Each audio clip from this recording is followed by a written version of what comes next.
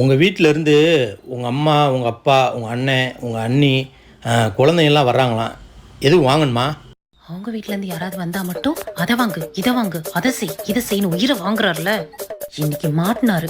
ஆமாங்க, ஒரு பக்கெட் பிரியாணி வாங்கிக்கோங்க. மட்டன் பிரியாணி. மட்டன் பிரியாணிக்கு முட்டை மட்டும் தான் தருவாங்க. 65 சேர்த்து சொன்னால் தான் நல்லாயிருக்கும்.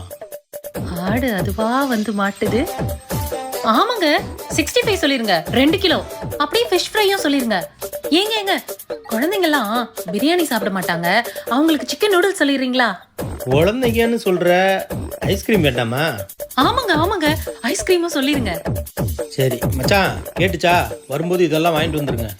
எந்த மச்சான்? எந்த மச்சானா? உங்கள் அண்ணன் தாண்டி. எங்க அண்ணனா?